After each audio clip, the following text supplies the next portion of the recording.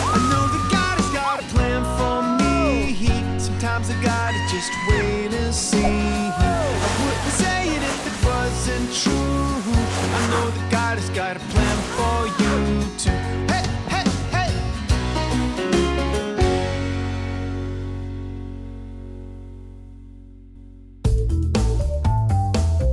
Today we're going to learn about some of the wonderful things Jesus did and said during his life on earth.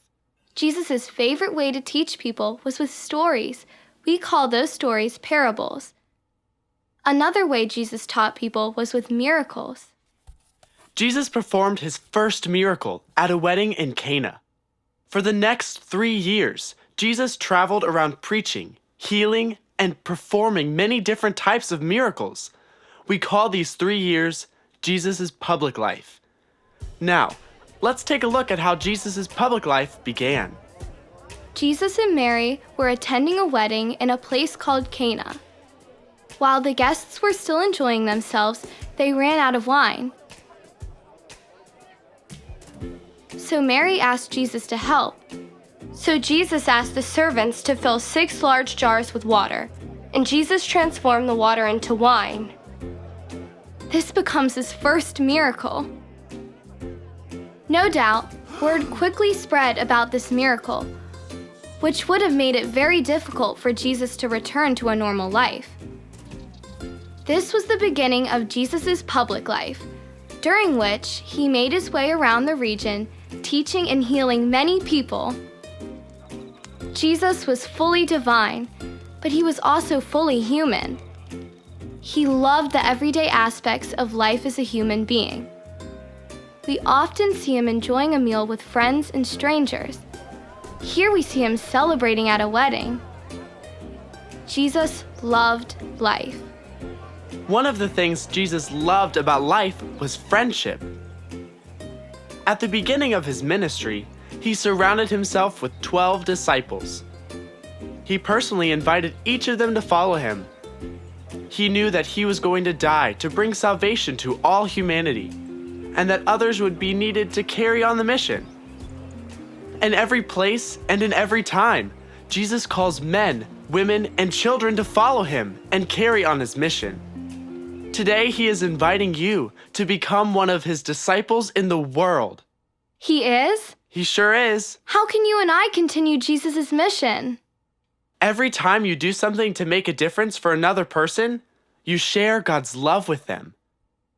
That's the mission, to share God's love with everyone we meet and spend time with. Like when you spent all Saturday afternoon making that get well card for Isabella. But that seems so small. I know, but that's how it works. Think about Noah and the ark and all those animals. Noah had a huge mission. He made sure that there would be life on earth after the flood. But the ark wasn't the first thing God asked Noah to do. In the Bible, it says, Noah did all that the Lord commanded him to do. God had been inviting Noah to participate in his mission in small ways his whole life. When God saw that Noah was faithful in the small missions, God gave him something a bit bigger to do. God kept asking Noah to do bigger things, and Noah kept saying yes. So, all the little missions God had been giving Noah throughout his life were preparing him for his huge mission with the ark? Exactly. So, when we go out of our way to make a difference for somebody, or do something little like making a get well card, God is preparing us for other things he wants us to do in the future? That's right. Standing up for a kid who's getting bullied, or making sure the new kid at school feels welcome, may seem like little things, but little things lead to big things. How do little things lead to big things? If I do 1 push-up, that's a little thing, right? But if I do 10 push-ups a day for a month, and then 20 push-ups a day for a month, over time my muscles will get big, and I will get really strong. In the same way, when we do the little things God asks us to do, we get strong spiritually, and he will invite us to do bigger and more exciting things. Do you think that's why so many of Jesus' parables were about little things? I hadn't thought of that, but that's a great insight. He talked about the mustard seed. He talked about the lost coin, and he talked about the man with 1 talent. I guess he wanted us to know that little things matter. And little people too. Exactly. That's why he always insisted that the crowds let the little children through, so they could be near Jesus. Throughout his public life, Jesus used parables to share his wisdom with ordinary people. These parables were easy for ordinary people to understand because they were based on examples from everyday life. Jesus taught in this way because the religious leaders of his time had made everything very complicated. Jesus wanted ordinary people to be able to understand his message and make their way to God. He taught us that there is genius in simplicity. One of the most difficult things in the world to do is to take something that is complex and make it simple. Ben, do you know what my favorite parable is? The one about the Good Samaritan? Nope. The one about finding the treasure in the field? Nope. What about the one with the lost sheep? Nope. The parable of the mustard seed. Really? Why? Because it shows us that God loves doing big things with little things. Like me. Well, you're not a thing. You're a person. But God also loves helping little people to do great things. Little people like you and me.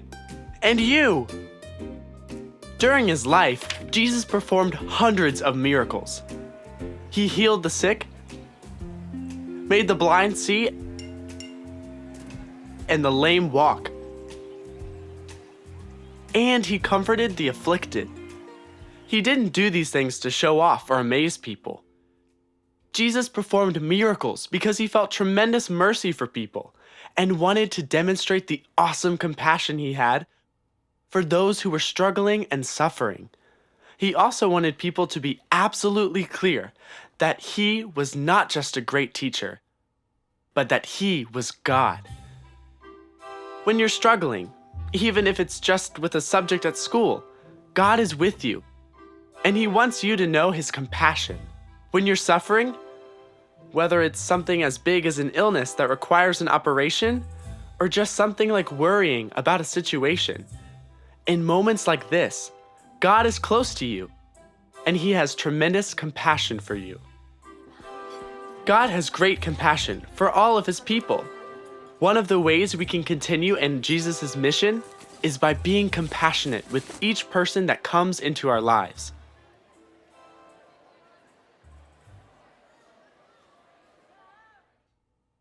Does that make sense, Sarah?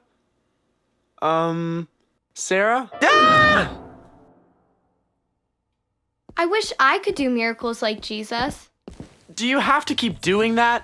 Sorry, Ben, but hey, let me ask you something. If you could perform any one of Jesus' miracles, which would you choose? I'd turn a little bit of food into a feast for thousands and thousands of people. Why? Are you hungry? No, silly, not for me. So I could feed some of the people who are hungry. It makes me sad to think that so many people go to bed hungry every night, and many of them are children. See, that's why I thought your favorite parable would be the one about the Good Samaritan or the lost sheep, because you're always thinking about helping other people. But I'd choose the one where Jesus raised Lazarus from the dead. I mean, he was, dead. And then he was alive! Thank you.